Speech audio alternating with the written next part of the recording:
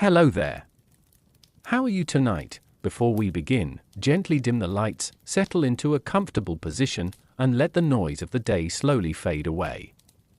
Tonight's journey is best experienced in calm and quiet, and if you enjoy these slow, slightly mysterious stories from the past, don't forget to like the video and subscribe. So there's always another relaxing history story waiting for you when sleep feels just out of reach, and let me know in the comments. Where are you watching from tonight?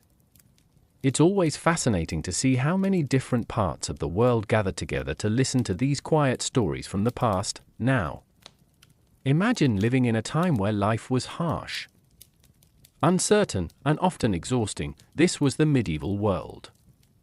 A place of long days, heavy labor, cold nights, and constant worries. There were no easy distractions. No screens. No quick escapes from reality, and yet, people still found ways to cope. Some turned to quiet rituals, others to storytelling, music, or the warmth of a fire. Some relied on herbs and simple remedies, while others gathered in dim taverns, seeking comfort in shared moments in a world filled with hardship. These small escapes became essential. Tonight, we will slowly explore the strange and forgotten ways medieval people found relief from their daily lives. So relax, take a deep breath, and let's gently step into the quiet, flickering world of the past. The air is cool, carrying the faint scent of damp earth and distant wood smoke. A small village rests beneath a dim, clouded sky, its narrow paths worn by years of footsteps. The houses, built from rough timber and stone, stand close together, their shapes uneven, their windows small and shadowed. This is not a world of comfort. It is a world shaped by survival. Each day begins early, long before the sun has fully risen. The rhythm of life is dictated by necessity. Fields must be tended, animals cared for, tools repaired. There is little room for rest, and even less for distraction.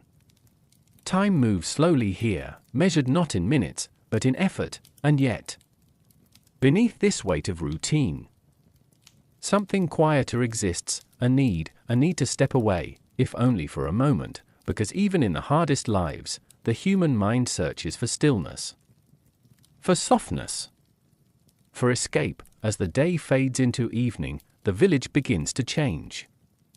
The harsh edges of labor soften under the glow of firelight. Shadows stretch along the walls, flickering gently as flames dance in hearths.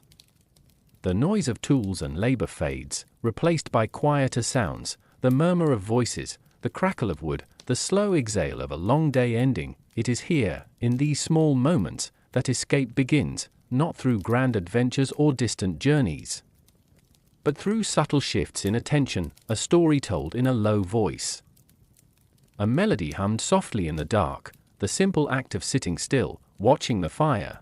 These are not dramatic escapes, they are quiet ones, but in a world like this, quiet is powerful. Imagine sitting inside one of these homes. The walls are rough, the air warm but heavy with smoke. A single flame casts soft light across the room, illuminating tired faces. There is no urgency now, no demand for movement. Just presence. Just stillness. For a brief moment, the weight of the day loosens its grip, and in that moment, something shifts. The mind begins to wander, not far, not wildly, but just enough to create distance from the present. Enough to soften reality. Enough to make it bearable. This is the essence of escape in the medieval world. It is not about leaving reality behind completely, it is about reshaping it. Gently. Quietly. Until it becomes something easier to hold. But this fragile balance does not last forever, because morning always returns, the fire burns low, the room grows colder, and the world, with all its demands, waits patiently beyond the door, still. For now, in this flickering light, there is peace, and as we continue this journey, we will discover how people held on to these moments, how they created small, meaningful ways to step outside their reality, even when escape seemed impossible. The morning light creeps slowly over the thatched roofs of the village, soft and muted through a thin morning haze. A new day begins, though for many it brings no relief, only the familiar weight of routine. In the medieval world, life is measured by labor. Every day is an accumulation of tasks, physical, mental, and sometimes spiritual, that define existence itself. The villagers rise before the sun has fully claimed the sky. The air is cool and slightly damp, carrying the smell of wet earth and wood smoke. Children stir quietly in small, shared rooms, blankets pulled tight against the chill. Outside, the sound of animals, cows, chickens, and the occasional neigh of a distant horse, fills the spaces between human movement. Life is already in motion, a constant rhythm dictated by survival. Men and women move deliberately, performing familiar motions, carrying buckets of water, tending to animals, repairing fences, gathering firewood, or tending to small plots of vegetables. Their muscles ache from repeated effort, the same motions repeated day after day, yet each action is crucial. Even a single neglected chore could ripple into discomfort or danger later in the day. The weight of daily life is not only physical. It is also mental. Each villager must remember the order of tasks, anticipate needs, and adjust to the unpredictability of weather, illness, or other sudden interruptions. The day is a tapestry of tiny decisions, each one carrying consequences both immediate and distant. Every step, every movement, must be measured. Yet amid these hardships, life carries small, subtle rhythms that offer quiet comfort. A child may laugh softly as they chase a chicken, a neighbor may call a greeting across the muddy path, or the smell of fresh bread baking in a corner oven may offer a fleeting warmth of familiarity. These moments are tiny escapes from the weight pressing down, subtle reminders of the human capacity to find calm amid toil. Observe the villagers as they move through their routines. A woman bends over a basket of laundry, her hands submerged in cool water, her movement steady and focused. Nearby, a man lifts a heavy load of firewood, pausing for a moment to rest his arms and glance at the horizon. Each gesture carries a story of endurance, of repetition, and of quiet resilience. The day is long, but even repetition can be meditative, a rhythm that both demands attention and offers subtle comfort. Even the architecture reflects this weight. The buildings are simple, functional, often cramped. Narrow doorways and low ceilings force careful movement, while uneven floors and rough timbers remind the body of the constant need for vigilance. The village itself imposes its own demands on the inhabitants, shaping their steps, their postures, and their perceptions. As the sun climbs higher, shadows stretch across fields and paths, offering fleeting relief from the brightness of daylight. Workers pause briefly, catching their breath, observing the small quiet moments that surround them, the soft rustle of leaves, the distant crow of a rooster, the flicker of a bird taking flight. These are moments of pause, subtle instances of presence that can ease the weight, if only for a moment. By midday, the labor intensifies. The weight of routine presses on both body and mind. Each villager carries not only physical loads but the invisible weight of responsibility, tasks unfinished, duties unmet, obligations pressing from all sides. Life is structured by necessity, and the day offers no guarantees.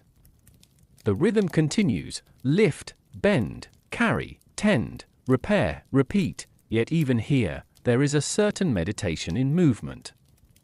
Repetition becomes a quiet escape, an anchor amid uncertainty. Hands moving, tools guiding, tasks completed, all provide a small measure of control in a world governed by unpredictability. The weight of daily life is ever present, yet it also shapes resilience, patience, and the subtle skill of endurance. As evening approaches, the day's labor leaves its marks: tired muscles, faint sweat, and the softened light of setting sun filtering through timber frames. Villagers gather near fires, reflecting quietly, sharing small smiles, or simply resting in stillness. The weight remains, but it is eased by brief moments of human connection and the rhythm that each day imparts, and as night begins to descend, the memory of labor lingers softly, blending with the gentle darkness that promises rest and fleeting reprieve. The weight of daily life is ever present, yet within it lie the subtle ways humans endured, adapted, and discovered quiet strength even in repetition. As the day fades into evening, a soft, amber glow begins to spill from the windows of the medieval cottages. Outside, the sky deepens into muted purples and greys, while the distant hills are swallowed by the quiet haze of twilight. The labor of the day is done, and a slower rhythm begins, a moment for reflection, warmth, and subtle comfort. Inside, the hearth becomes the heart of the home. Flames dance gently across the stones, casting flickering shadows that stretch along rough timber walls. Smoke curls upward, softening the edges of the room, and a quiet hush settles over the inhabitants. The scent of wood smoke mingles with a faint aroma of bread baking or stew simmering, comforting and familiar. Here, in this small sanctuary, people can finally release the weight of their daily burdens. Families gather close to the fire, often in silence at first, each absorbed in personal thought. Some tend to small tasks, a spinning wheel turning slowly, herbs being prepared for tomorrow's meals, simple repairs to worn clothing. Others simply sit, hands folded, eyes tracing the dancing flames, letting the warmth seep into tired muscles and aching bones. Every crackle of the fire, every soft shadow, contributes to a quiet meditation, a small, internal escape from the harshness of the outside world. The hearth also becomes a place for shared stories and conversation. A parent might recount a tale of distant lands, of saints or heroes, of strange occurrences that blur the lines between reality and imagination. Children listen with rapt attention, faces lit by firelight, their minds gently carried away to other worlds. Even in these small, humble cottages, imagination becomes a refuge, a bridge between the rigid daily routine and something softer, more expansive. The contrast between the heat and comfort inside and the cool darkness outside is striking. Through the small window panes, the night appears vast and silent, the village quiet except for the occasional rustle of leaves or distant call of an owl. Within the walls, every movement is slower, deliberate, and tinged with calm. The fire provides a soft rhythm, the gentle crackle, the rise and fall of light, the warmth that reassures the body and soul alike. Observe the subtle gestures of the people gathered by the fire. A grandmother's hand brushing a child's hair, a young man adjusting the pot over the embers, a woman softly humming while spinning wool. Each motion carries quiet significance. A reminder that life continues even amid simplicity. These gestures are not hurried or dramatic, they are slow, deliberate, and infused with the soft melancholy and gentle resilience of daily existence. Even the smallest details take on meaning. A polished wooden bowl, a flickering candle on the windowsill, the curve of a worn chair, each object contributes to the calm ritual of the evening. Shadows dance along the walls, revealing glimpses of familiar textures and shapes, grounding the villagers in the safety of their home while whispering of worlds beyond the flickering light. Outside, darkness deepens, but inside the hearth's glow, the household finds balance. It is a time for reflection, for quiet conversation, for small pleasures. The rhythm of life slows, the pace of labor and obligation softens into a gentle cadence. For a few hours, the mind can drift, imaginations wander, and hearts can rest. Evenings by the hearth are more than a pause, they are a subtle form of escape. In a world without modern entertainment or distraction, the fire, the family, and the gentle unfolding of night provide a sanctuary. These moments are intimate, fleeting, and profoundly human. They remind us that even amid hardship, there is room for warmth, comfort, and quiet contemplation. As night settles fully, the last embers glow softly, and sleep approaches. The hearth's warmth lingers, a gentle companion, carrying with it the stories, reflections, and calm of the day. Here, in the quiet sanctuary of the home, medieval people found a small, vital refuge, a place where the weight of the world could ease, if only for a while. The fire burns low, its glow softer now, no longer bright but steady. Like a quiet heartbeat within the room. Shadows stretch gently across the walls, shifting with each small movement of the flame. Outside, the night has settled fully, wrapping the village in a deep, endless silence. Inside, however, something begins to awaken, a voice, soft at first, almost hesitant, then steady. Storytelling, in the medieval world, is not merely entertainment. It is something deeper, something almost essential. In a time without books for most, without written stories passed easily from hand to hand, the voice becomes the vessel of imagination. The mind becomes the stage, and the story becomes an escape. Imagine sitting close to the hearth, the warmth brushing softly against your face. Around you, others lean in slightly, drawn not by urgency, but by quiet curiosity. The storyteller, perhaps an elder, perhaps a traveler, perhaps simply someone with a gift for words, begins to speak. There is no rush, each word is placed carefully, like a stone on a path, a tale of distant forests, of wandering souls, of kings, spirits, and unseen forces that move just beyond the edges of reality. The room changes, not physically, but in feeling. The rough wooden walls seem to fade into the background. The low ceiling no longer feels confining. Even the weight of the day, the aching muscles, the quiet worries, begins to loosen its hold, because the mind is no longer here. It drifts, gently, effortlessly, into the world being created through words. This is the quiet power of storytelling. It does not remove hardship. It does not change reality.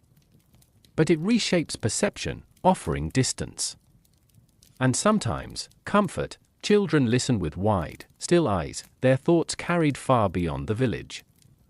Adults, though quieter, are no less affected. They may not show it openly, but their attention softens, their posture relaxes. For a brief moment, they are not laborious, not bound by routine, but simply listeners, suspended in a shared imagination. Stories in this time are often filled with meaning, lessons woven gently into narrative.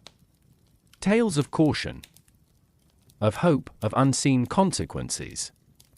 But even these lessons are delivered softly, wrapped in mystery and wonder rather than instruction. A story might speak of a traveler who ignored a warning, or a figure who found something unexpected in the quiet of the woods, or a place that existed just beyond what could be seen. There is always a sense that the world is larger than it appears, and perhaps that is part of the comfort, to believe that beyond the narrow paths of the village, beyond the repetition of daily life, there is something more. Something unknown, but not necessarily frightening. Just distant. Just different. The storyteller pauses occasionally, allowing the silence to settle.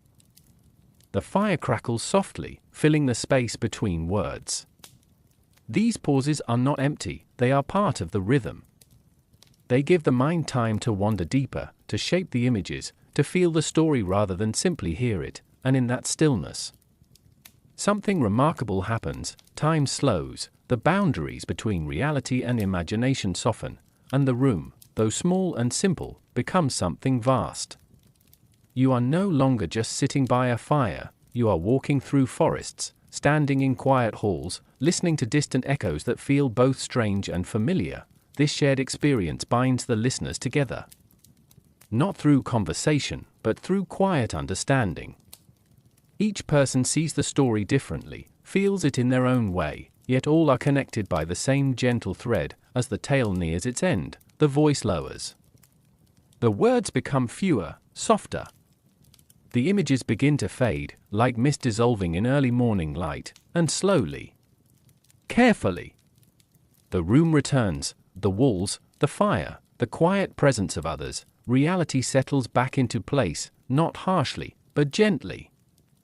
The weight of life has not disappeared.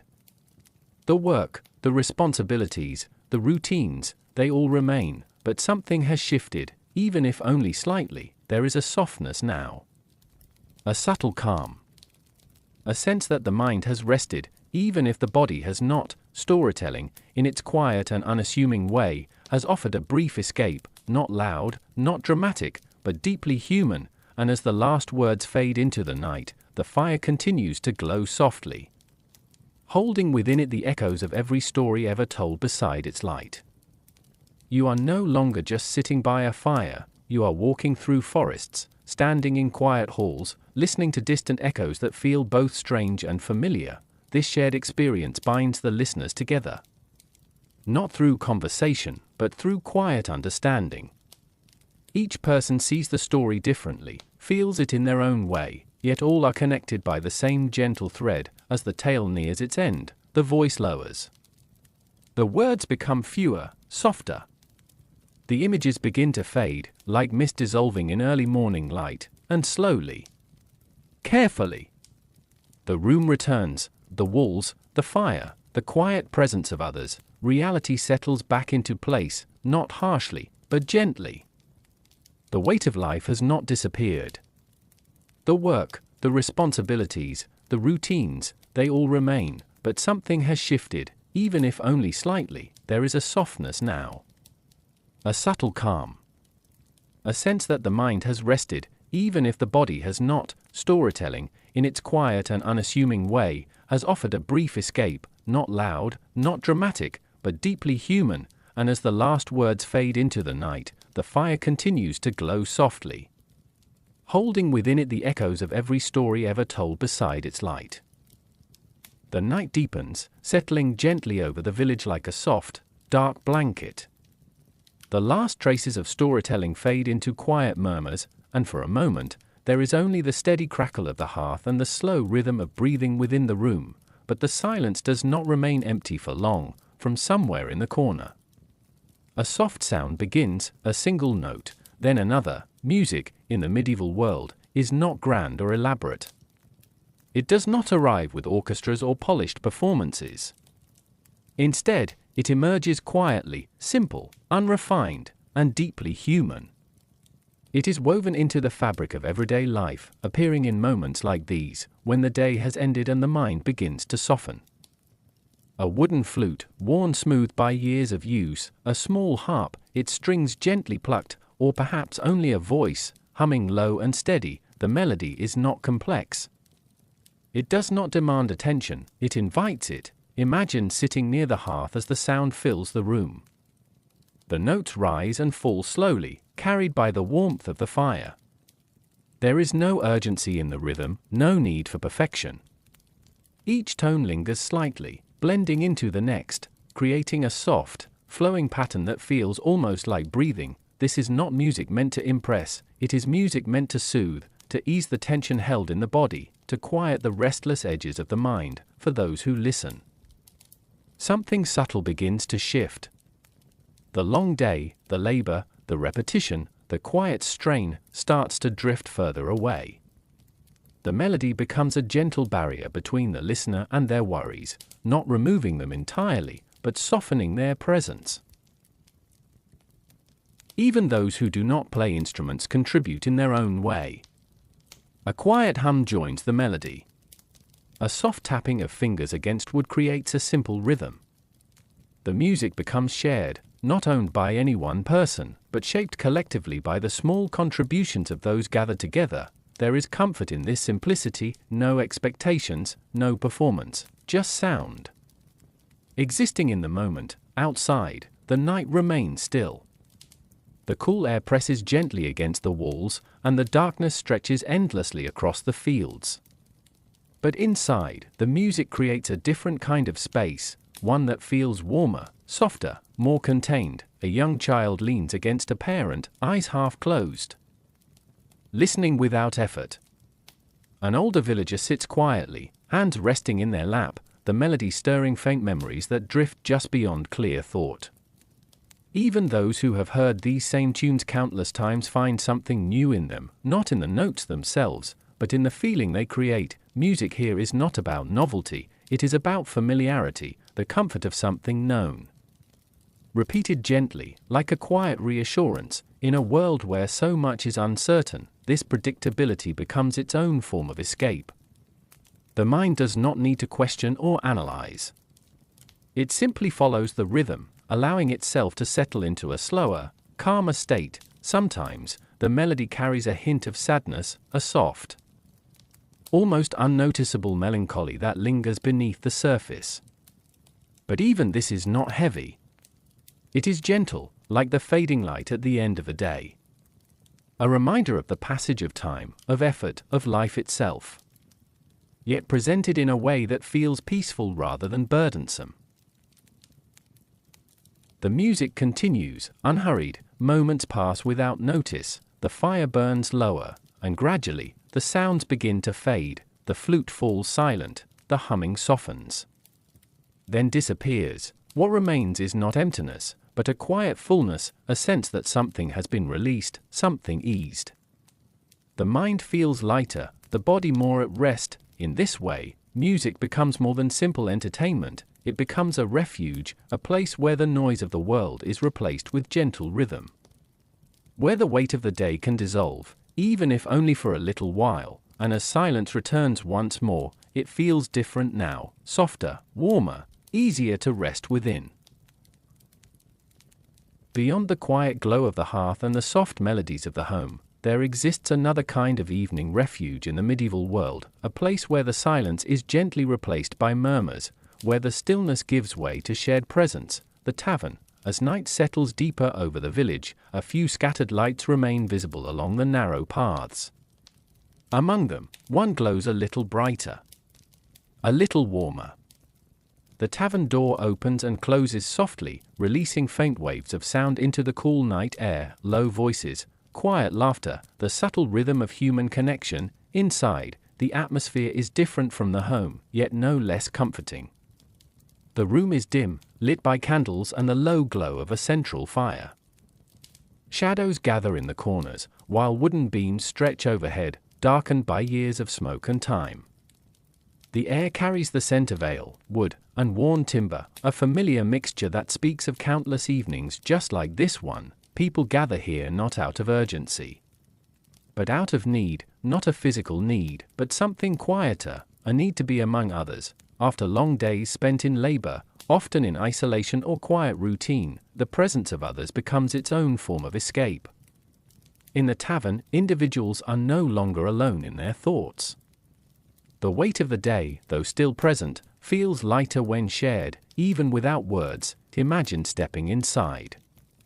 Your eyes adjust slowly to the dim light.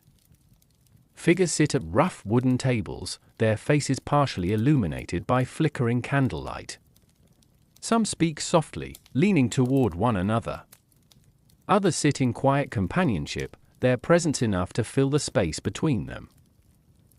There is no rush here, no urgency, only a slow, steady rhythm of interaction. A man traces the rim of his cup absent-mindedly, listening to a nearby conversation. A pair of villagers exchange quiet stories of the day, their voices low and measured. In one corner, someone offers a small, dry smile, a subtle moment of connection that needs no explanation. Even the sounds themselves are gentle, muted laughter, the soft clink of wooden cups, the low hum of voices blending together. Nothing overwhelms the senses.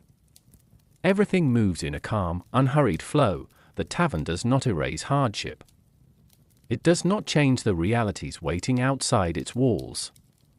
But within this space, those realities seem slightly more distant, slightly softened. There is comfort in shared experience, to know that others have lived the same day, felt the same fatigue, carried the same quiet burdens. This understanding does not need to be spoken aloud. It exists naturally, in the way people sit beside one another, in the subtle nods, in the quiet acknowledgement of presence. Sometimes, stories are shared here as well, but they are different from those told by the hearth. These are not tales of distant lands or imagined worlds. They are simpler, grounded, a recounting of a day's work, a small, unexpected moment, a memory, half-formed and gently spoken, and yet, even these simple exchanges carry a kind of escape. Because they allow the mind to step outside itself, to listen, to observe, to exist, for a while, without the constant weight of personal thought. A candle flickers near the center of the room, its light dancing softly across worn wood and quiet faces. Time moves differently here. Slower. less defined. Moments blend together, creating a sense of calm that lingers gently in the air. No one is in a hurry to leave. Outside, the night stretches on, dark, vast, and silent. But inside the tavern, there is warmth, presence, and a quiet sense of belonging. Eventually, one by one, people begin to rise. Not abruptly, but gradually, as if the moment itself is gently releasing them. Cloaks are adjusted. Soft farewells are exchanged, nods, small gestures, quiet acknowledgements, and then, the door opens once more, letting in a breath of cool night air. The figure steps out, returning to the stillness of the village, but something has changed. The weight of the day remains, yet it feels easier to carry, because for a little while, they were not alone. As the night deepens and the quiet warmth of the tavern settles into a steady rhythm, another subtle form of escape reveals itself, not through stories, not through music, but through something far simpler: a cup. Gently held between tired hands, in the medieval world, drinks like ale were not luxuries. They were part of daily life, familiar, accessible, and quietly comforting. The liquid itself is cloudy, soft in color, with a faint, earthy scent. It is not strong or overwhelming. Instead, it carries a mild warmth, a gentle easing presence that fits naturally into the slow pace of the evening. Imagine lifting the cup. The wood is slightly worn, smooth from years of use. The drink inside reflects the soft flicker of candlelight, shifting gently with each small movement. There is no urgency here. No expectation. Just a quiet moment of pause. The first sip is unremarkable, and yet calming, not because of taste alone, but because of what it represents: a transition from effort to rest, from the weight of the day to the soft stillness of the night. Around the room, others do the same. Some hold their cups loosely, lost in thought. Others take slow, measured sips, their attention drifting somewhere distant. The act itself becomes rhythmic: lift, sip, rest. A small, repetitive motion that gently occupies the mind, allowing thoughts to slow and soften, in a world where water is not always reliable or clean. These simple drinks also carry a sense of safety. They are trusted, familiar, a quiet reassurance in an otherwise uncertain environment. And that reassurance, subtle as it is, becomes its own form of comfort.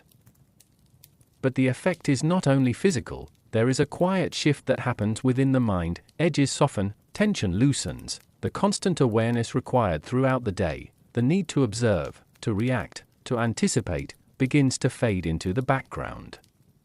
Not completely, but enough to create space. Space for stillness. Space for calm. Observe the room carefully. A man who once sat with rigid posture now leans slightly back, his shoulders relaxed. A woman traces the rim of her cup absent-mindedly, her gaze soft and unfocused. Two villagers exchange a few quiet words, their voices slower now, carried gently through the warm air. Nothing is rushed, nothing demands attention, even time itself seems to move differently, stretching, softening, becoming less defined. The steady rhythm of sipping, breathing, and quiet presence replaces the structured pace of the day. This is not escape in the dramatic sense. It is subtle, almost invisible, but deeply effective, because it allows the mind to step away, without leaving entirely, to exist in a space between awareness and rest. Outside, the night continues its silent expansion. The village lies still, wrapped in darkness. But inside, the tavern holds a small pocket of warmth, a quiet refuge shaped not by grand gestures, but by simple, repeated moments. The cup grows lighter. The warmth fades slowly, replaced by a gentle calm that settles deeper into the body. Some close their eyes briefly, not asleep, but resting. Others remain still, simply present, allowing the moment to linger without interruption. There is no need for more, no need for excess, just enough to soften the edges of reality, and make it easier to carry. Eventually, the cup is set down.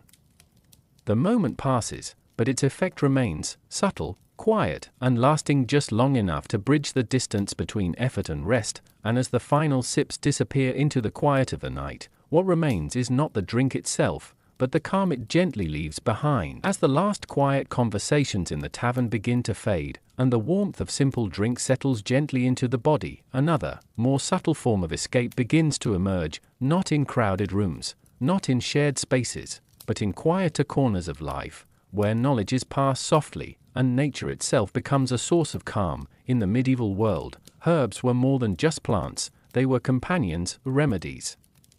Quiet comforts gathered from the earth itself. Imagine stepping away from the tavern now, into the cool night air.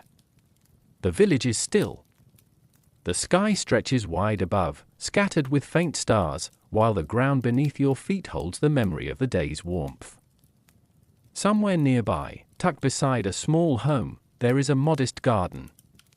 Not grand or carefully arranged, but simple, lived in, and deeply familiar. Bundles of herbs hang drying beneath a wooden overhang, lavender, chamomile, sage, their faint scents lingering softly in the air. Even in the darkness, their presence feels calming. Inside the home, a small flame flickers, a pot rests gently above it, and within that pot, something begins to steep. Herbal mixtures in this time were not precise in the way modern medicine is. They were guided by memory, tradition, and quiet observation, passed from one generation to the next, often without written record, but remembered through practice. A handful of dried leaves, a pinch of crushed flowers, warm water, slowly releasing their essence. The process itself is unhurried. There is no rush to finish, no urgency to measure, only a slow, deliberate rhythm that mirrors the pace of the night. The person preparing the mixture moves with quiet familiarity. Their hands know the steps without needing to think. There is comfort in this repetition, in the predictability of something that has always been done this way. As the herbs steep, a soft aroma begins to fill the room. It is gentle, earthy, slightly sweet, not overpowering, but present enough to be noticed, enough to shift the atmosphere. This is where the escape begins. Not through transformation, but through soft influence. A sip of warm herbal drink does not remove hardship.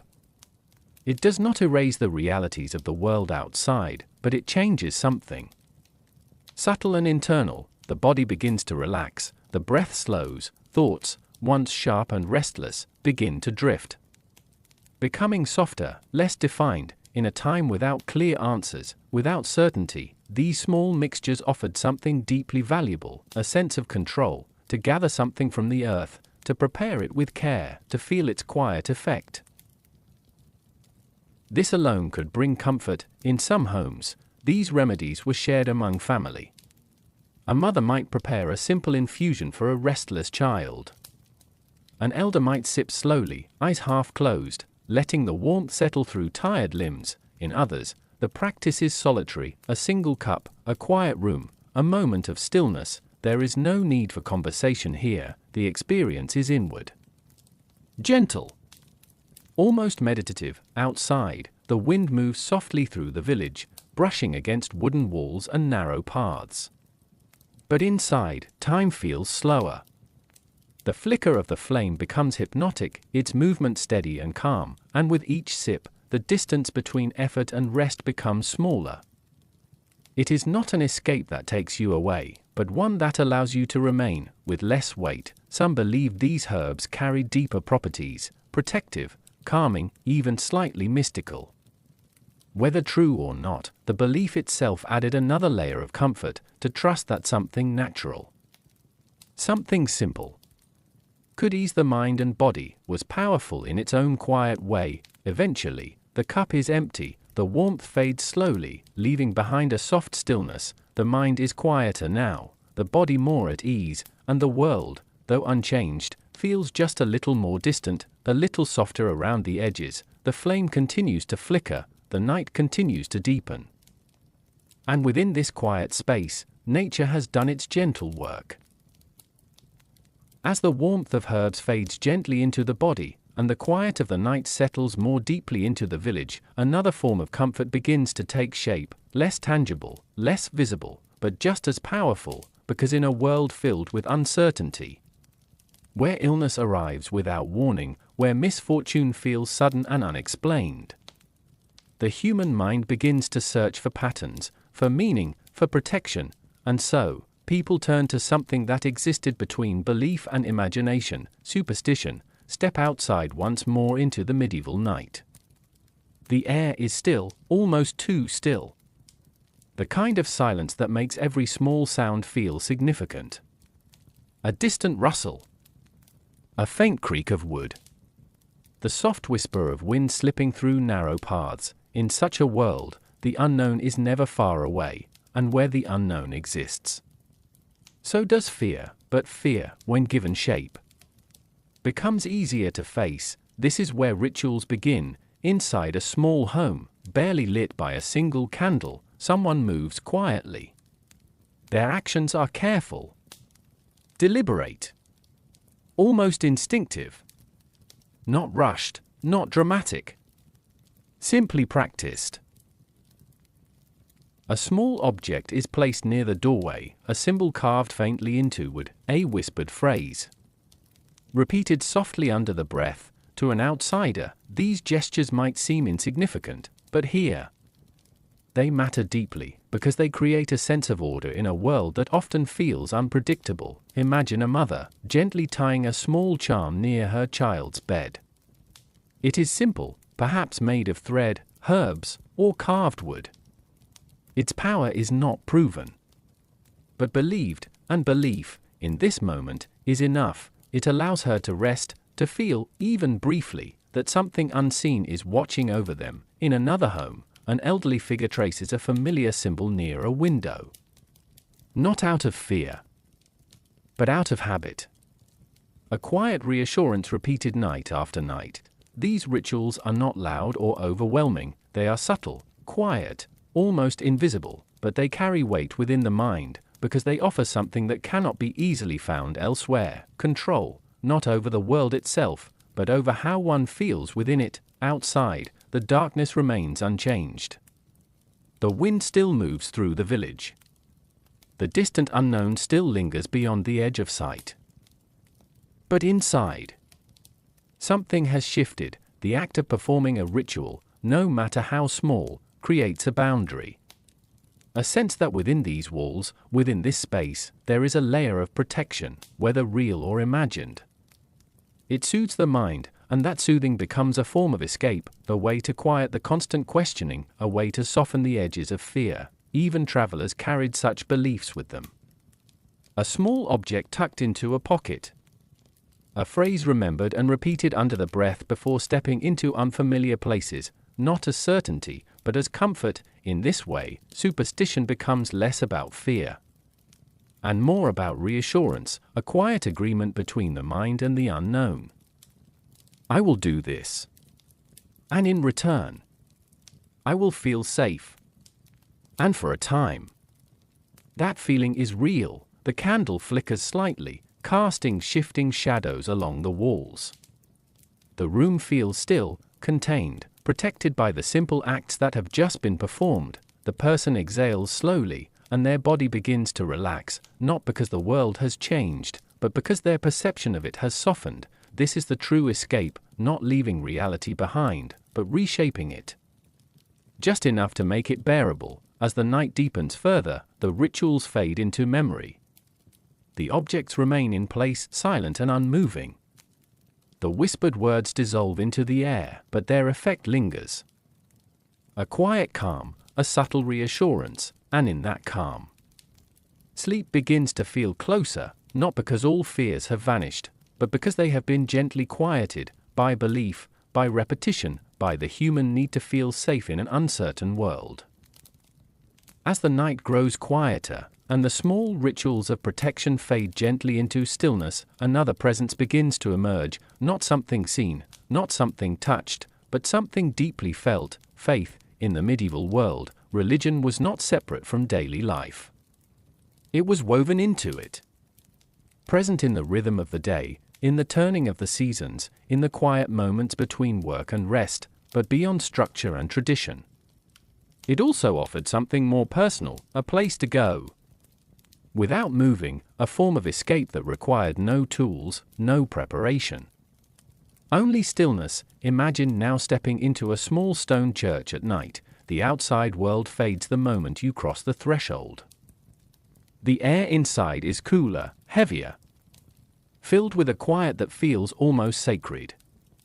Thick stone walls soften every sound, turning even the faintest movement into a gentle echo. Candles flicker along the edges of the space, their soft light illuminating worn surfaces, aged wood, uneven stone, faint traces of painted figures on the walls. There is no urgency here, only presence. A few figures kneel quietly, spaced apart, each absorbed in their own silent thoughts. No one speaks.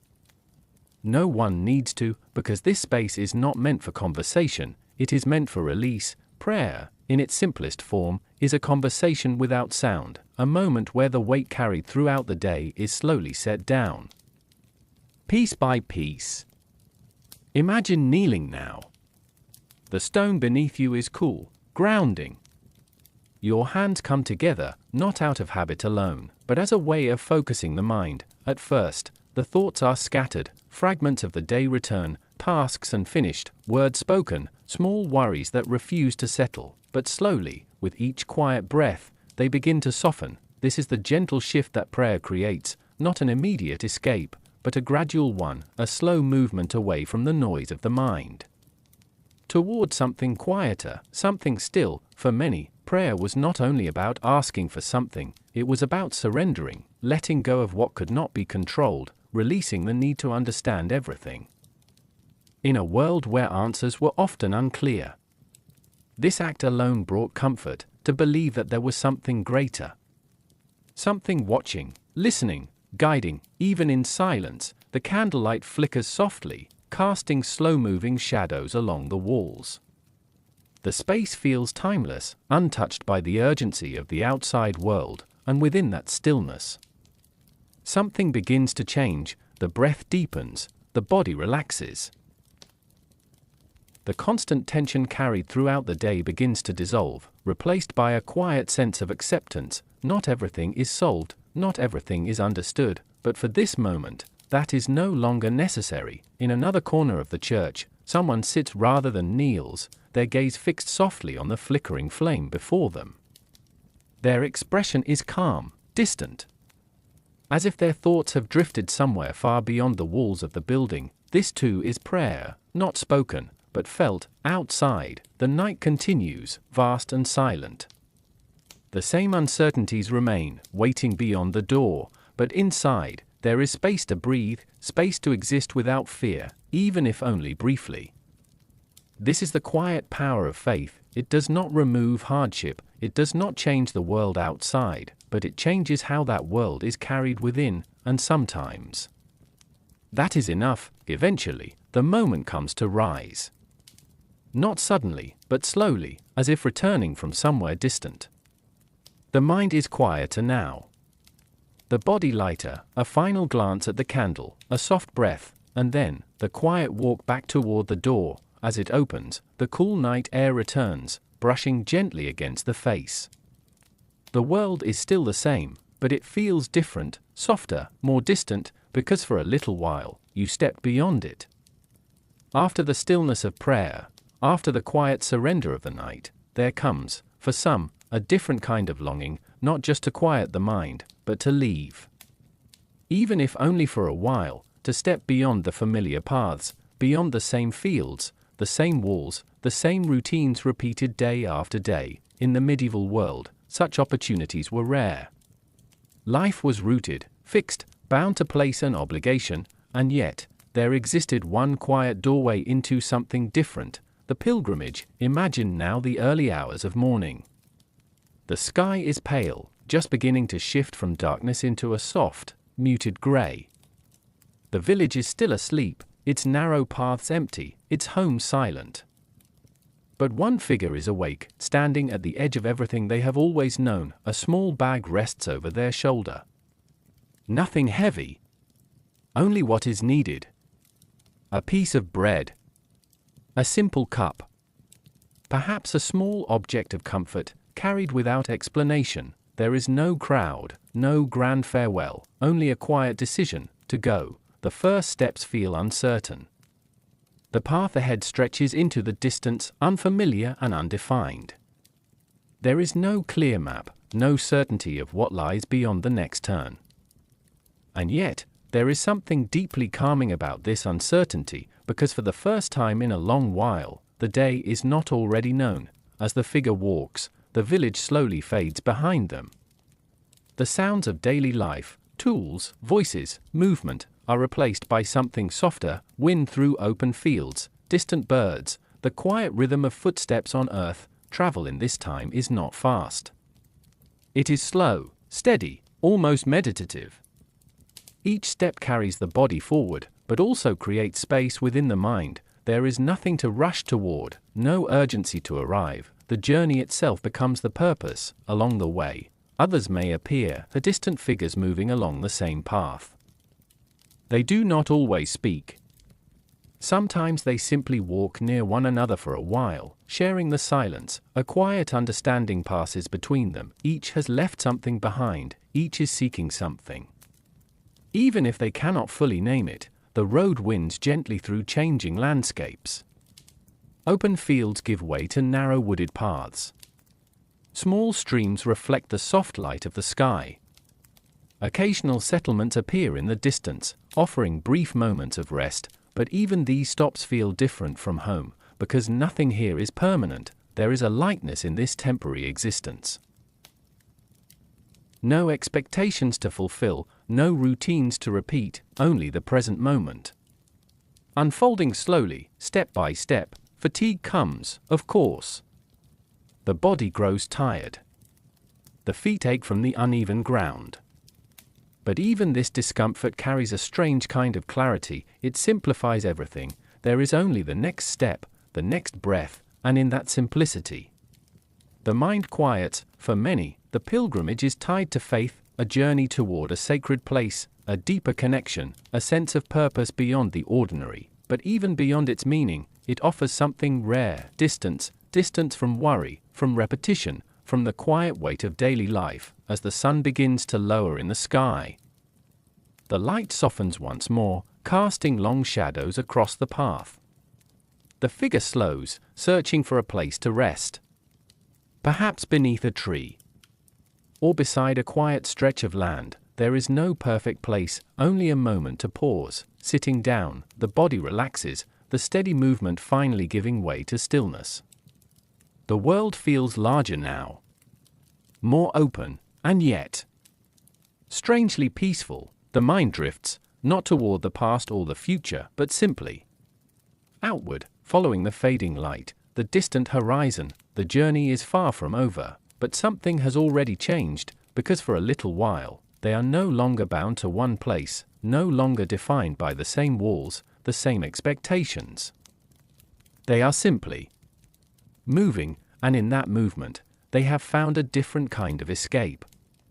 After long days of repetition, after quiet routines and slow journeys, there are moments, rare, unexpected, when the rhythm of life changes, not gradually, but all at once. These are the days that feel different from the moment they begin. Festival days. Imagine waking in the early morning, but something feels unusual. The air itself seems lighter, almost expectant.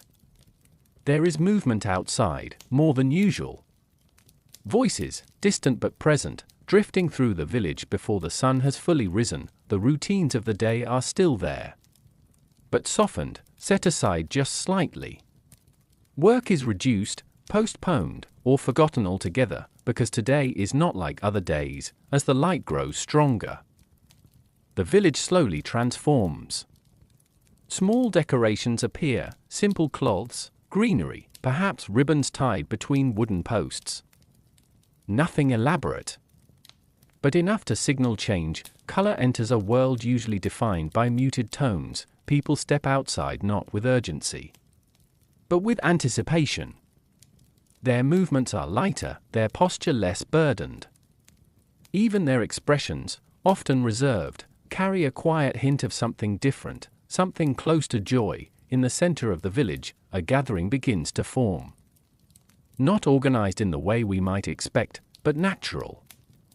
Gradual. Like a tide slowly rising, groups come together, families stand side by side, strangers share the same space without distance.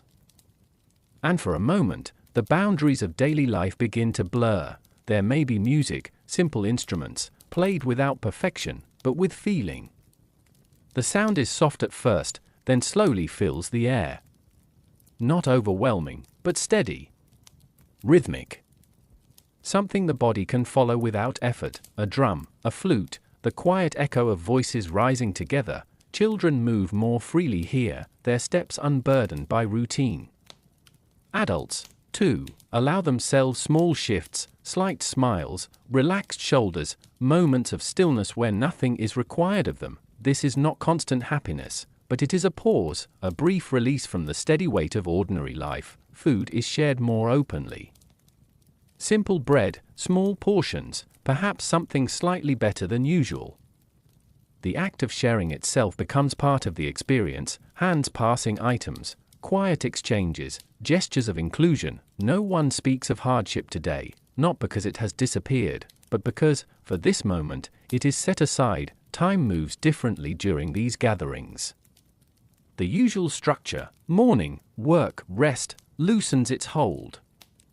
Hours pass without being counted, marked instead by light, by sound, by the slow shift of the sun across the sky. As the day continues, the energy remains gentle. There is no chaos, no overwhelming noise. Only a steady presence of life, moving in a way that feels almost unfamiliar. Yet deeply needed. Even those who stand apart, watching rather than participating, are touched by it.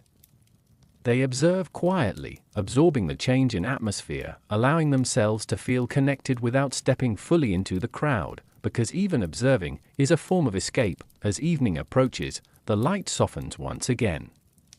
The golden tones of sunset settle over the village, casting everything in a warm, fading glow. The music quiets, the movement slows, people begin to drift back toward their homes, not abruptly, but gradually.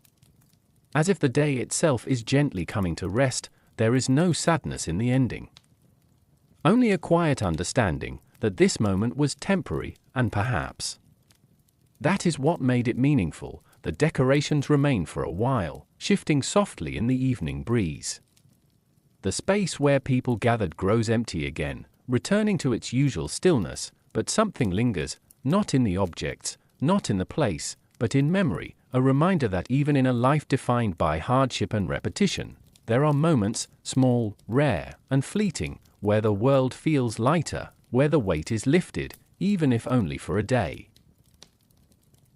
After the rare brightness of a festival fades, after the village returns to its familiar rhythm, life settles once again into something quieter, more contained, more predictable, and yet, even within this steady routine, people still seek moments to pause, to shift their attention, to rest the mind without fully stopping the day. This is where simple pastimes begin, not grand entertainment, not elaborate distractions, but small, quiet activities, repeated over time, that gently pull the mind away from its constant weight. Imagine an afternoon where the work has slowed, just slightly. Not finished. Never fully finished. But pause for a brief moment. A few individuals gather near a shaded area. Perhaps beside a wall warmed by the sun, or beneath the soft cover of a tree. The air is still, carrying only faint sounds from the distance. Between them lies something simple, small carved pieces, smooth stones, a roughly marked board etched into wood or even scratched into the ground. There is no urgency in their movement. One person reaches forward, adjusting a piece slowly, thoughtfully. The others watch, not with intensity, but with quiet attention. This is not competition in the way we might imagine. There is no loud excitement. No pressure to win. Instead, there is a calm focus, a gentle engagement of the mind. Each move is deliberate, but unhurried. The space between actions is just as important as the actions themselves. Silence fills these gaps comfortably, without tension. In these moments, something subtle happens. The mind shifts away from worry, away from repetition, toward something contained, manageable, understandable, a small world, with simple rules, and within that world, there is clarity. Elsewhere, someone sits alone, turning a small object in their hands. Perhaps a piece of wood being carved slowly into shape. The motion is repetitive, steady, almost rhythmic. Each movement is the same as the last. And in that repetition, the mind begins to quiet, thoughts slow down, no longer racing forward or circling endlessly. They begin to match the pace of the hands, measured, calm, consistent. This, too, is a form of escape, not through leaving, but through narrowing focus, allowing the world to become smaller, simpler. Children, too, find their own ways to pass the time.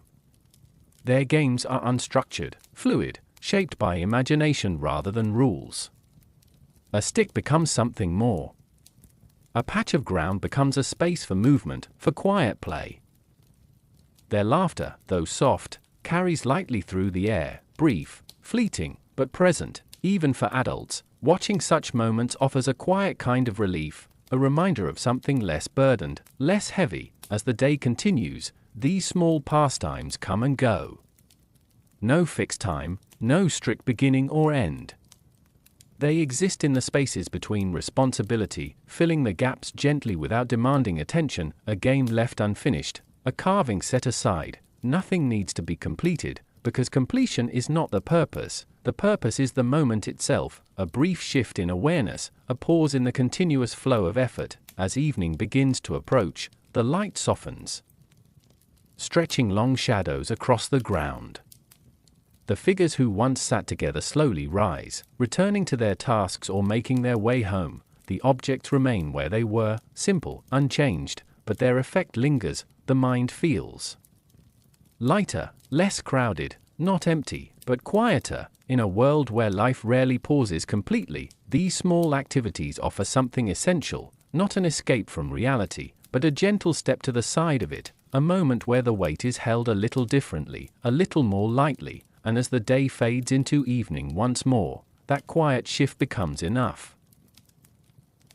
After a long day, after festivals and quiet games, after wandering paths and gentle rituals, the body begins to demand what the mind quietly longs for: rest. Sleep in the medieval world was never guaranteed, never entirely comfortable, but it offered something essential, a temporary retreat from the burdens of life. Imagine the small home at dusk. The hearth burns low, casting a soft, flickering light across the room. The wooden floorboards creak beneath the occasional movement. A faint wind whispers against the shutters.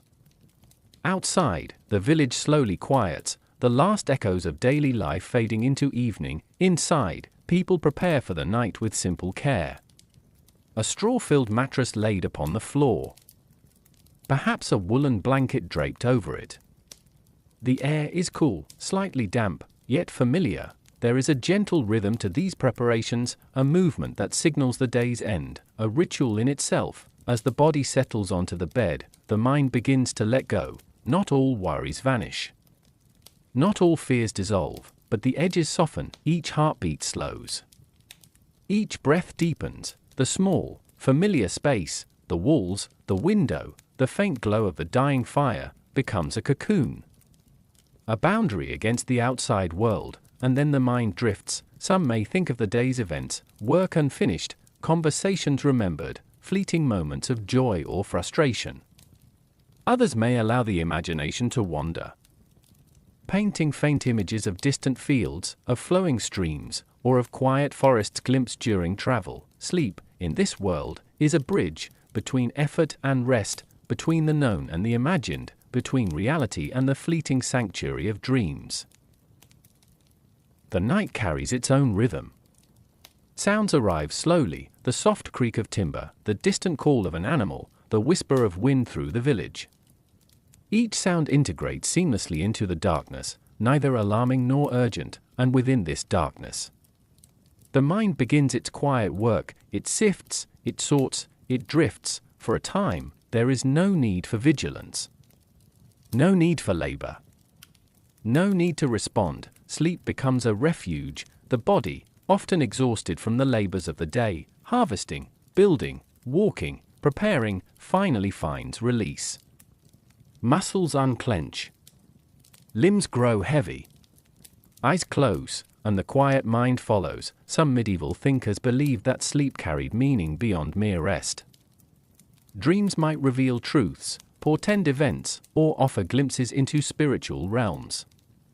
Others simply embraced sleep as a necessary retreat from the harshness of life. Either way, it is the one constant escape accessible to all, whether rich or poor, old or young, weary or lightly burdened. As the night deepens, the fire dims completely, leaving only the soft glow of moonlight spilling through the window.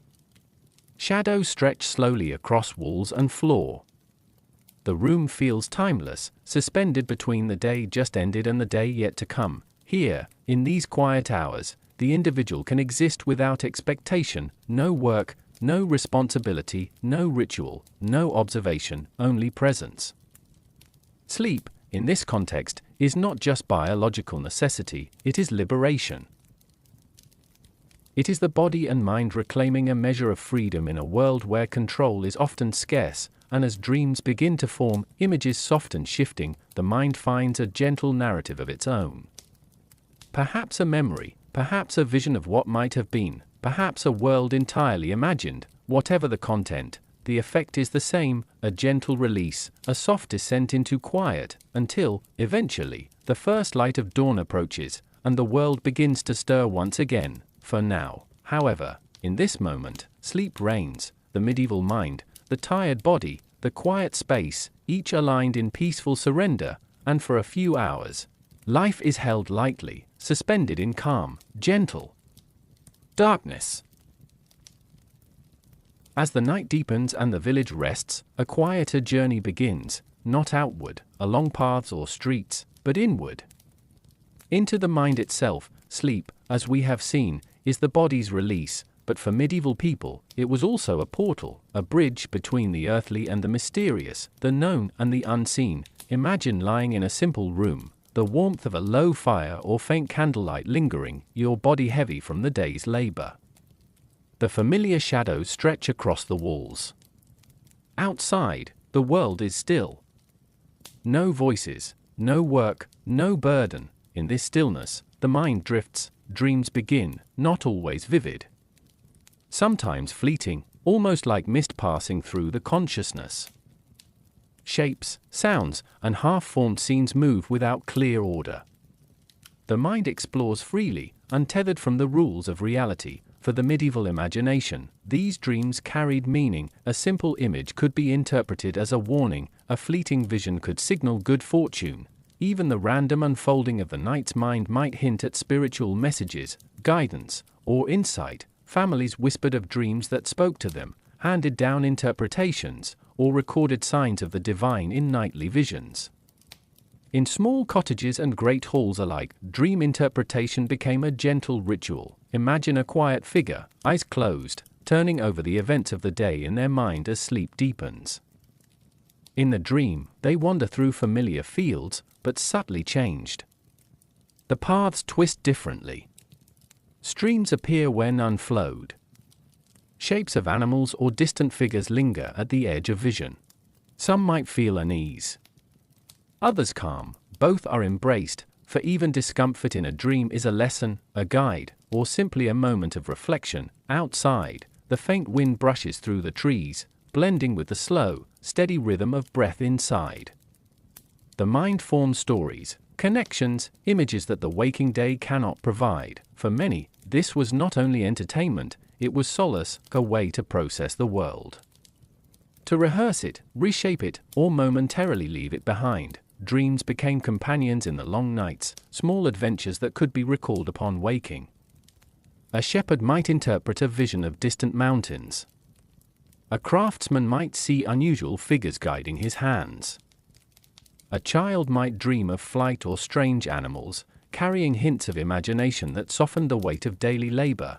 Even when dreams seemed meaningless or confusing, they offered something the waking world could not: freedom, a freedom of thought, a freedom of perception, a freedom to imagine without consequence. Sleep, in this context, was not passive. It was active. It was the mind's secret exploration, taking each person into their own private landscapes, unbound by village walls, the seasons, or the limitations of life's labor. As the night passes, dreams intertwine with memory and emotion. Soft fears, quiet hopes, and distant desires mingle in shapes that cannot always be recalled upon waking, but whose effects linger. By morning, the world reasserts itself. Work must resume, obligations return, and routines continue, but within the mind, the night has left traces: a calm, reflective awareness, a quiet patience, a sense that there is more to life than the daily grind. Even in a harsh, constrained world, the mind has its own spaces. Spaces that cannot be taken away, and perhaps that is why sleep, and the dreams it brings, were treasured above almost all else. Because in them, life becomes larger, life becomes softer, life becomes possible in ways the waking day cannot always allow. For a medieval person, the night was a companion, and dreams a subtle, necessary freedom. After the mysteries of sleep, after dreams that drifted through mind and spirit, there is another kind of escape, one not shaped by rituals, games, or festivals, but by simply stepping into the world itself. Imagine leaving the village at dawn. The air is crisp, carrying the faint scent of damp earth and morning dew. Mist lingers over open fields, curling slowly around trees and low hills. The village is quiet behind you, its cottages still asleep or tending to morning chores. There is no crowd, no expectation. Only the soft whisper of the wind through the grass. In the medieval world, such moments of solitude were rare. Life demanded attention, labor, household duties, obligations to family and neighbors. But occasionally, one could slip away, even briefly, into the embrace of nature. The path ahead is simple: a dirt track weaving between hedges, a narrow trail along a riverbank, or a gentle climb up a wooded hill. Each step is slow, deliberate, mindful. The world moves with a soft rhythm, one that does not demand anything beyond presence. As you walk, small details emerge: a bird rises from the reeds, its wings brushing the dawn air, a distant stream glints softly under the pale sunlight, the trees sway gently, their branches casting dappled shadows that move with an almost hypnotic rhythm. The mind begins to quiet, each sound becomes a companion rather than a distraction. Each breath is measured, steady, grounding. In this solitude, the individual discovers something subtle but profound: freedom, not the freedom of escape from life's hardships, but the freedom to exist without observation, judgment, or expectation. The world slows. Colors seem softer. Shadows stretch longer. The body relaxes as it moves in harmony with the land. For some, solitude in nature carries a spiritual resonance. The soft rustle of leaves might echo prayers unspoken. The sunlight on dew might reflect hope or calm. Each detail, each gentle motion, becomes a meditation. Others find practical solace. Away from noise and human demands, thoughts can align. Decisions, reflections, and emotions settle quietly. The burdens of daily life, though not gone, feel lighter. Sit now, even briefly, on a mossy stone or beneath an ancient tree. The body leans into the stillness. The air carries faint scents of grass, earth, and distant blossoms. The mind drifts gently, unshackled, free to observe, feel, and simply be. Even the passage of time seems altered. Minutes stretch into long, slow rhythms. The sun moves across the sky in silence. Birds call in measured patterns. Water trickles steadily, uninterrupted. This is a rare gift in the medieval world, a pause from constant engagement, not an avoidance of life, but a gentle way to reset. And in this quiet, nature and solitude become intertwined companions. A single figure, walking, sitting, or simply standing, absorbs the calm without needing to act. The surroundings are alive, yet non-demanding. They offer perspective, a quiet contrast to the confined spaces of villages, homes, and workshops.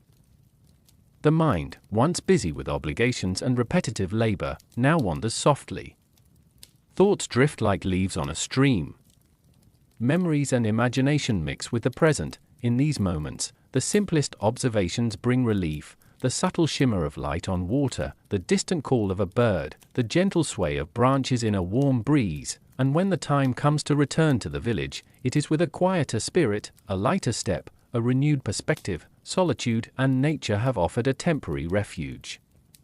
A gentle, calm space where the world feels manageable, and though the demands of life await, there is now a small reservoir of inner peace to carry forward, for in the medieval world, as in any time, these moments of quiet observation, soft reflection, and gentle communion with the natural world were precious. They reminded people that even amidst hardship, there are spaces untouched, calm, enduring, and serene. Even amidst hardship and isolation, medieval life was rarely experienced entirely alone, beyond the quiet of personal rituals. Beyond the calming paths of nature, there existed another form of escape: being together, not in loud celebration, not in grand spectacle, but in the soft, sustaining presence of others. Imagine a small village at mid-morning. The smoke from hearth fires curls gently into the sky, mingling with the faint chirping of birds. Villagers move with purpose, but not without awareness of one another. Each glance, each nod, carries silent understanding, acknowledgement that life is shared. Even in its labor, neighbors meet along narrow paths, exchanging quiet greetings. A simple nod, a brief word, or a smile acknowledges connection without demanding it. These small gestures form the web of support that underpins survival in a world often unforgiving. Children cluster together, learning from one another, their laughter soft and playful. The rhythm of their voices carries lightly across the village, not overwhelming, but subtly weaving the soundscape into a shared experience. Adults gather too, not for festivity, but for assistance. A neighbor might help carry a basket of grain, another might share knowledge of herbs or repairs.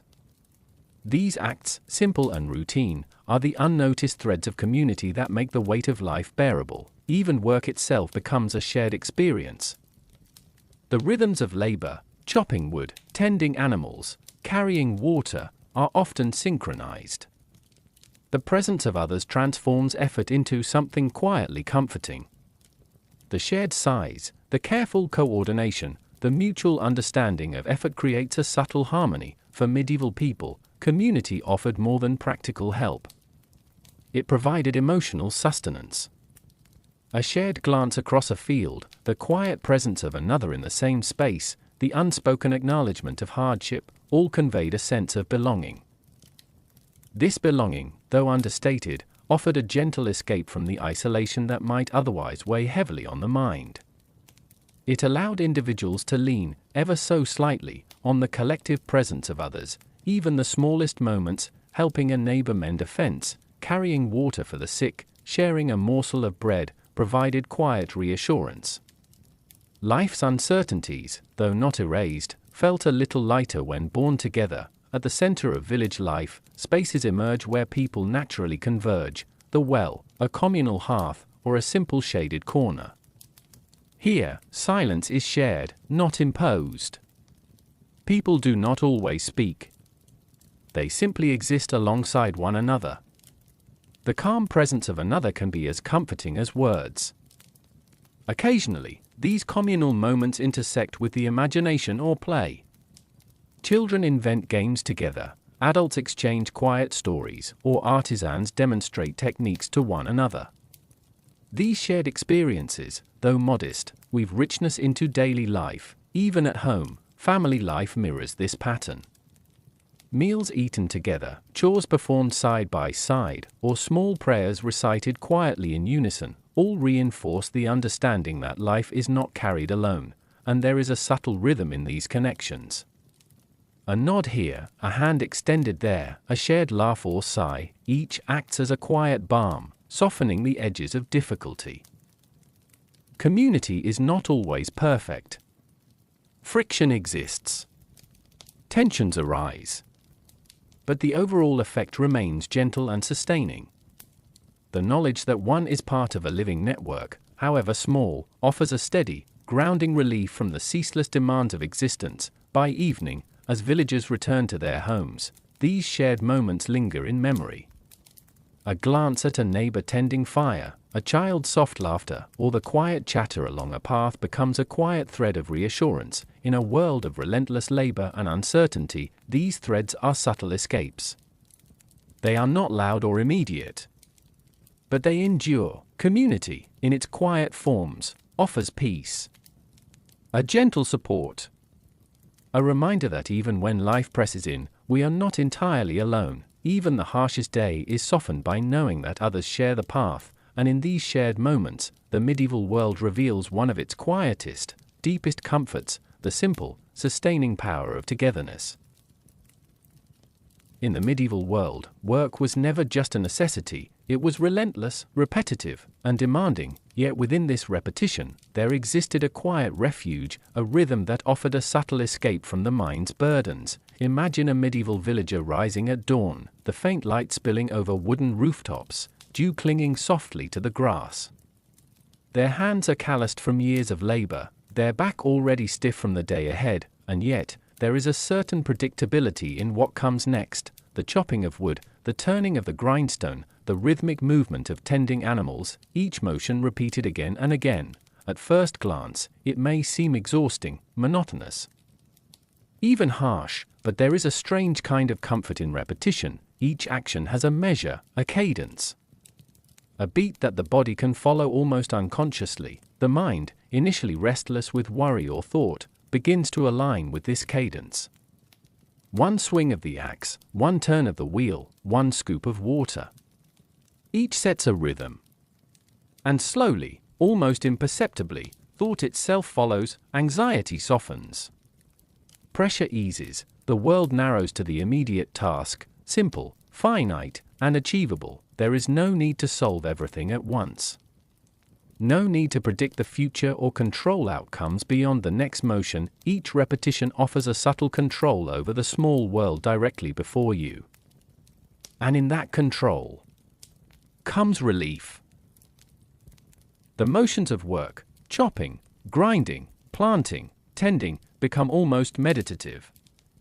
Not in the spiritual sense, though some might pray as they labor, but in the quiet alignment of body and mind. The sun moves steadily across the sky, marking hours without need for words or clocks.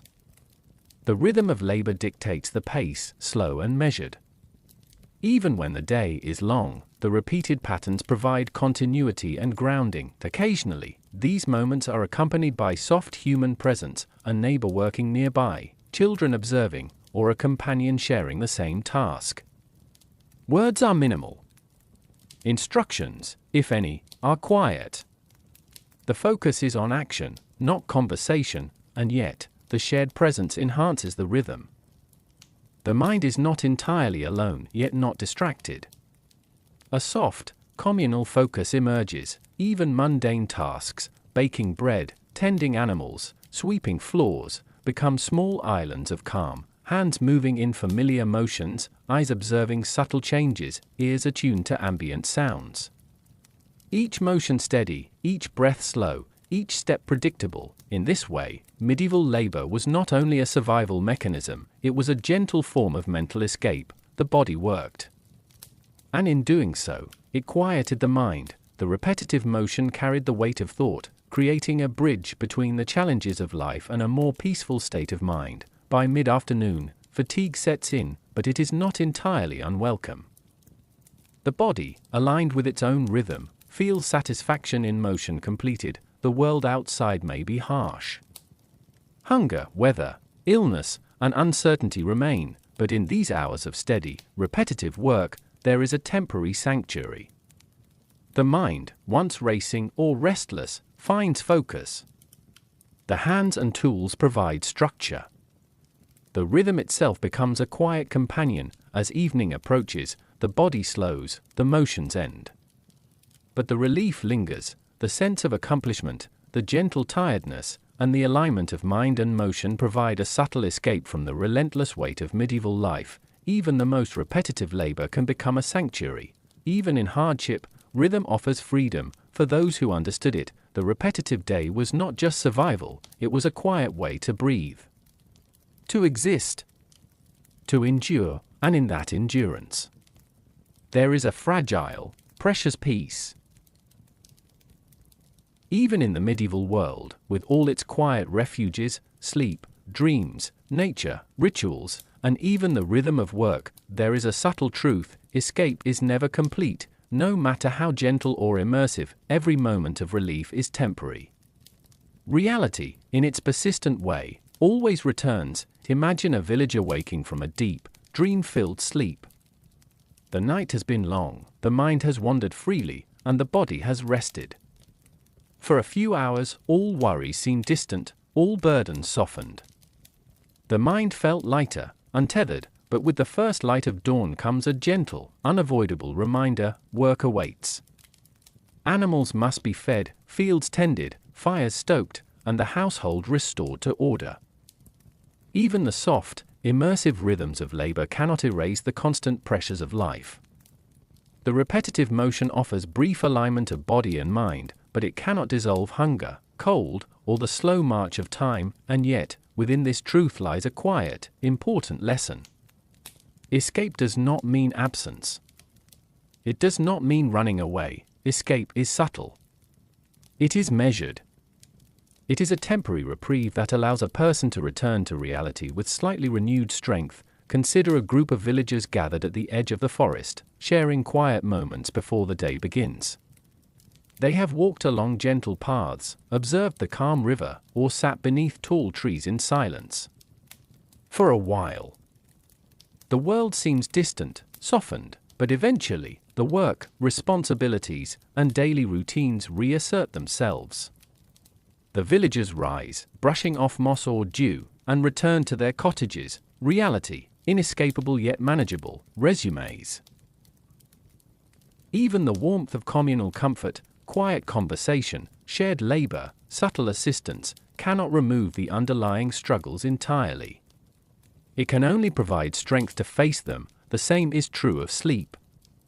No matter how long or dream-filled, morning brings the world back into view: the chill of air, the urgency of duties, the persistent demands of life. Even play and entertainment, simple games, festivals, music, exist only for brief moments. They punctuate life with softness, but cannot redefine it entirely, and yet, this is not despair. There is a quiet beauty in the awareness of limits. Escape, fleeting as it may be, allows the mind to breathe. It provides clarity, perspective, and a sense of continuity. Medieval people understood this, even if unconsciously. Life's hardships were constant, yet within them, small moments of relief offered essential sustenance: a lull in labor, a quiet walk through nature, a shared glance, a small act of kindness, a dream that felt real. Each temporary reprieve strengthened the individual, providing resilience, patience, and endurance. And in the return of reality, though it may seem harsh, there is continuity. Life goes on, and the small escapes become tools, gentle mechanisms that allow survival to feel possible. Even when the weight of the world presses down, these escapes remind the individual there is a space within life that is softer, calmer, and quieter, a place where the mind can rest, a place where the spirit can endure. The medieval world was unrelenting, often harsh, and always demanding. But within its quiet moments, its shared labor, its contemplative solitude, and its gentle rhythms, people discovered that while they could not escape life entirely, they could find refuge long enough to face it again. And perhaps that is the quiet truth that resonates even today: the limits of escape are not failures. They are reminders of the resilience embedded in small, simple, and gentle acts. Reality will always return, but so will the quiet moments that make it bearable. As night falls across the village, the day's labors are done. Fires flicker low in small cottages, and shadows stretch gently across the streets. the world slows, softened by the gentle darkness, carrying with it the faint chill of evening air. Tonight, as we reflect on the lives of those who lived centuries ago, we can begin to see the subtle patterns that shaped their days, their moments of relief, and the quiet ways they endured life's pressures. Medieval people existed in a world of constant demands. Life required labor, vigilance, and endurance. Illness, weather, and hunger were not distant threats, they were immediate, often unyielding. Communities were small, villages tight-knit, and resources scarce. And yet, in this demanding environment, humans found small, exquisite escapes. We have seen sleep as a refuge, a temporary sanctuary where the body rests and the mind drifts into dreams. Dreams carried meaning, sometimes mystical, sometimes reflective, allowing the imagination to wander far beyond the village walls. Within dreams, the mind could process hardships, explore distant landscapes, and glimpse possibilities unseen in waking life. We have walked with villagers along misty paths, in quiet forests, and across open fields, discovering that nature offered another form of calm. Solitude amidst trees, streams, or rolling hills allowed the mind to breathe, offering reflection and peace. The quiet presence of the world outside homes and workshops became a subtle companion, a gentle observer of human thought, providing calm without judgment. Even the mundane rhythms of work offered an escape. Repetition, predictable motion, and physical engagement allowed focus to narrow, guiding attention to the immediate task.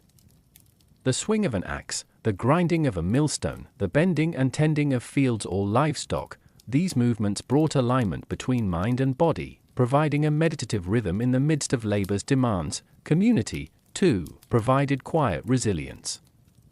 Shared tasks, small gestures of kindness, and the gentle presence of others reminded villagers that life's burdens need not be carried alone. There was comfort in simple acknowledgement, a nod, a glance, or a shared loaf of bread.